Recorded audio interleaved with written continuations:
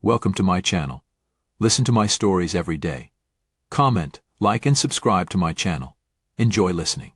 The late summer sun drenched the living room in a warm, golden light as I watched my brother, Martin, and his son, Alex, pull into the driveway. It had been years since Martin and I had spent any meaningful time together, and Alex, now towering over his father at 6'3", was a far cry from the chubby toddler I remembered. As I ushered them inside, the anticipation of a long-overdue family reunion filled the air. "James, this place hasn't changed a bit." Martin laughed, clapping me on the back as he stepped through the front door. Alex, with a shy smile, echoed his father's enthusiasm. However, it wasn't their arrival that unsettled me, it was the reaction of my wife, Laura. As they entered, her smile was too wide, her laughter a tad too forced. It struck me immediately, something was off. "Martin, Alex, this is my wife, Laura," I introduced, watching closely. "Delighted," Laura said, her eyes locking with Martin's in a gaze that lingered a second too long. When she turned to Alex, her smile softened in a way that sent a chill down my spine. It was as if invisible threads of familiarity tugged at their expressions. Dinner was an orchestra of awkward pauses and cryptic smiles. I watched, puzzled, as Laura and Alex shared secretive glances over their plates. Martin's stories from our childhood seemed to fade into the background noise of my growing suspicions. Later, as I lay in bed, Lara's even breathing beside me, the day's events replayed in my mind. Their interactions haunted me, not just familiar, but intimate. Too intimate. My heart raced as the seed of doubt took root. I had to know the truth. The next morning, I feigned a casual demeanor over breakfast. "I've got a long day ahead," I mentioned, stirring my coffee nonchalantly. "Won't be back till late." Laura nodded, her attention on her phone. "Okay, honey. We'll probably take the guys out for some sightseeing." The perfect opportunity.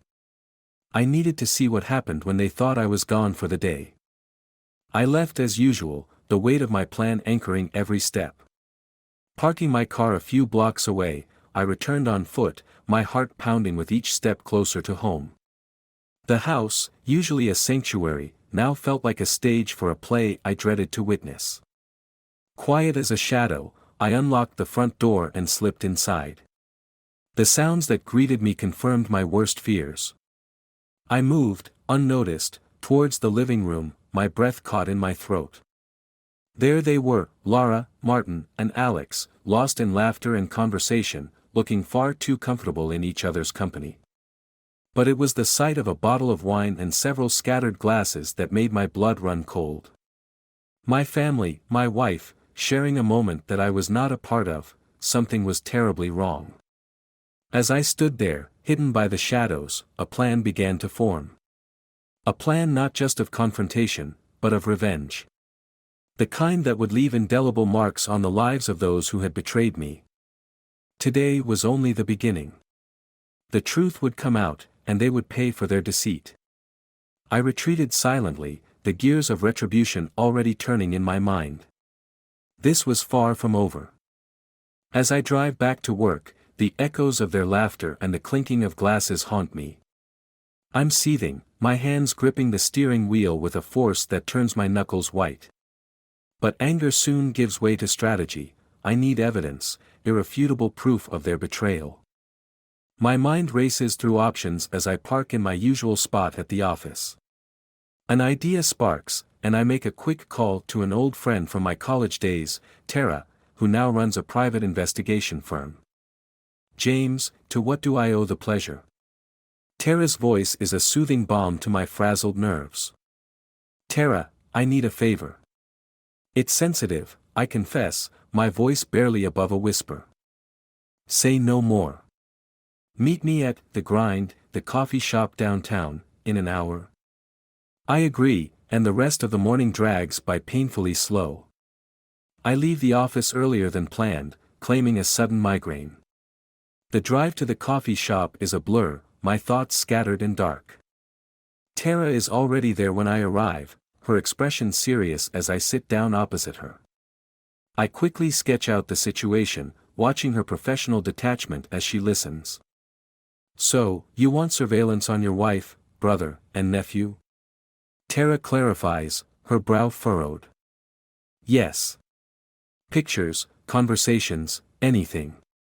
I need to know what's going on when I'm not around, I insist, desperation creeping into my voice. Tara nods, her face set. I'll handle it, James. You'll have what you need. Grateful, I return home, my early arrival planned meticulously. As I turn into our street, the familiar flutter of apprehension fills my chest. I park the car and walk up to the front door, my key sliding into the lock with an almost audible declaration of my unexpected return. I open the door and step inside. The house is quiet, too quiet. My heart races as I call out, Laura? Anyone home? No response. I make my way through the house, tension mounting with each step. Then I hear it, muffled sounds from the backyard. I approach the window slowly, peering through the blinds. There, in the throes of a heated volleyball game, are Laura, Martin, Alex, and a woman I don't recognize, her laughter ringing clear. The scene before me is so normal, so painfully ordinary, it stings. Laura is mid-laugh, her hair tossed back, the unknown woman high-fiving Martin. I slide the door open and step out, my presence catching them off guard. Having fun? I ask, my tone sharper than intended. Laura jumps, surprised, her smile fading as she sees my expression. James. You're home early. This is Emily, Martin's colleague. She just moved here. Emily, a tall brunette with a friendly smile, extends her hand. Nice to meet you, James. The pleasantries feel hollow as I shake her hand, my eyes fixed on Martin and Alex, who look uncomfortably at each other. We were just killing time, waiting for you, Laura adds quickly, perhaps too quickly. I nod, barely containing my suspicion. Well, I'm home now. Why don't we all go inside? I suggest, my voice calm but firm. As they file past me, I notice the slight nods they give each other, a silent communication that doesn't include me. Inside, I watch, observe, and wait. The seeds of doubt are sown, but I need more. Tara will get me what I need, and until then, I must play the part of the oblivious husband. Tonight, as I lay next to Laura in bed, her breathing steady and even, I realize the full extent of the game. I'm in it now, fully and irrevocably. And I will not lose. Morning light filters through the curtains as I wake, Laura still asleep beside me. My mind is a tempest of thoughts, swirling with last night's revelations and the endless possibilities of what today might hold. I slip out of bed quietly, my resolve hardening with every step towards the kitchen. The smell of coffee fills the air as I prepare a pot, the normalcy of the routine clashing with my tumultuous thoughts. Today could be the day I get my answers. The thought is both terrifying and exhilarating. I hear footsteps, and moments later, Laura enters the kitchen, her hair tousled from sleep. Good morning, she murmurs, reaching for a cup. Morning, I reply, my tone neutral. Sleep well? Like a log, she smiles, unaware of the storm brewing inside me. What about you? Fine, I lie, turning to face her. I was thinking we could all do something together today. Maybe a picnic at the lake. Her eyes light up. That sounds lovely. I'll pack us a lunch. As she busies herself with preparations, I text Tara, needing an update more than ever. The picnic is set by noon, and we're all lounging by the lake, the sun warm on our skin. Martin and Alex are unusually quiet, and Emily, who's joined us again, seems to be the only one trying to maintain a cheerful facade. I excuse myself to take a call. Tara's name lights up my screen, sending a pulse of adrenaline through me. James, we need to meet. I have something you should see. Tara's voice is urgent, clipped. I'll find a way to slip away, I whisper, glancing back to ensure no one's listening.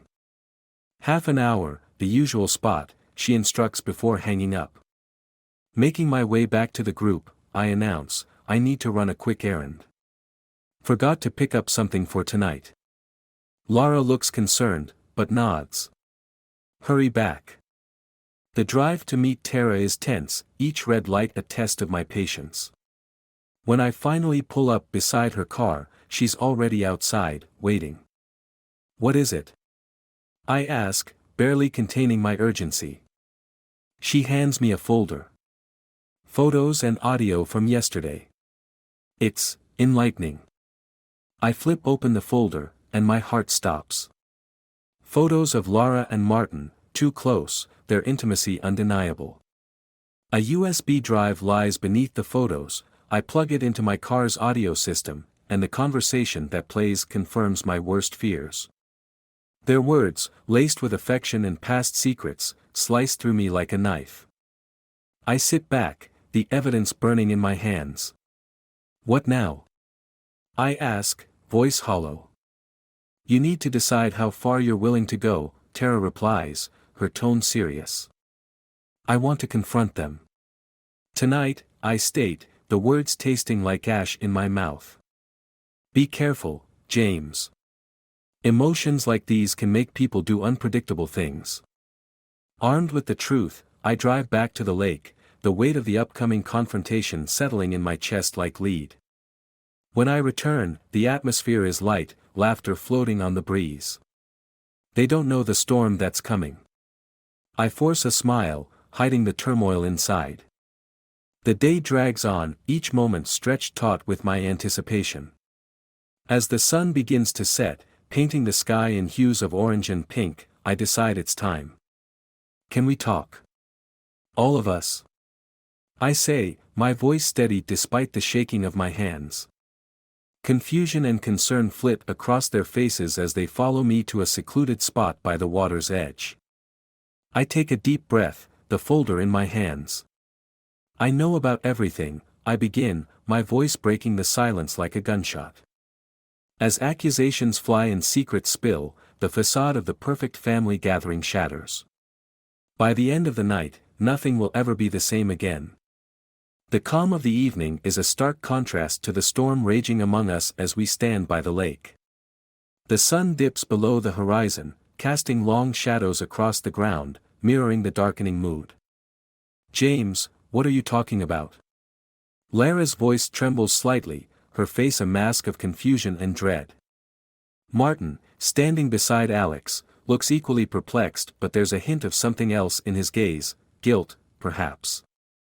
I know, I say, holding up the folder for them to see. About everything.